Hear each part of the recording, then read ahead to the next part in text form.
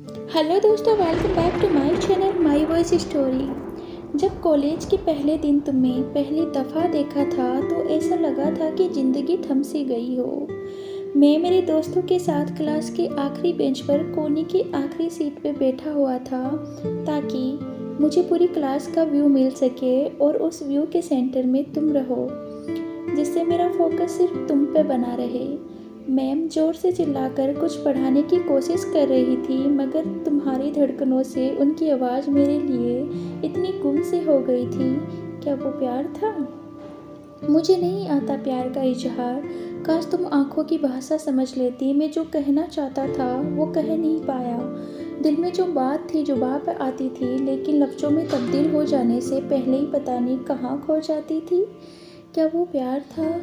आंखों में आंखें मिल गई, बातों से बातें मिल गई, बातों के लिए मुलाकातें बढ़ गई और मुलाकातें धीरे धीरे दोस्ती में तब्दील हो गई।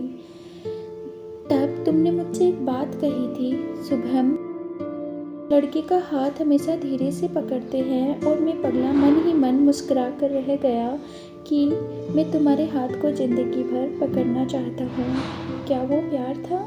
उस दिन पढ़ाई के लिए कॉलेज आना फिजूल सा लगता था, और जिस दिन तुम नहीं आती तो पूरा कॉलेज ही बंजर वीरान सा लगता था। तब से तुम मेरी ज़िंदगी का हिस्सा बन गई। हम साथ साथ मुस्कुराते थे, बस फ़र्क इतना होता था कि खुशी से मुस्कुराती थी और मैं तुम्हें देखकर मुस्कुराता था। क्या वो प्यार था?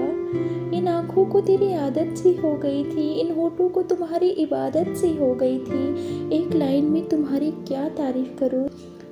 पानी तुम्हें देखे तो प्यासा बन जाए और आग तुम्हें देखे तो खुद को खुद से ही जलन हो जाए। क्या वो प्यार था? तुम्हारे फ़ोन पे रिचार्ज में कराता था और तुम घंटों बातें किसी और से करती थी। तुम प्यार से किसी और का हाथ पकड़ती थी और यहाँ गुदगुदी मेरे हाथों में होती थी। तुम किसी को गले लगाती थी और यहाँ धड़कन मेरी तेज हो जाती थी। क्लास में मैम तुम्हें डांटती थी और गुस्सा मुझे आता था।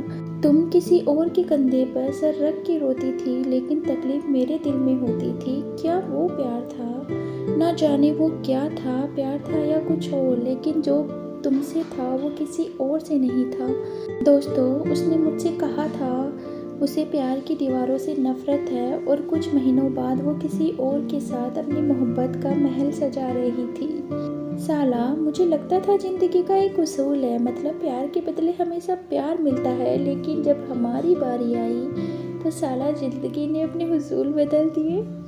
तो आज से हम भी बदलेंगे अंदाज ज़िंदगी का। राब्ता सबसे होगा लेकिन वास्ता किसी से नहीं। इस तरह की गज़ल सुनकर महफिल में खड़ा था।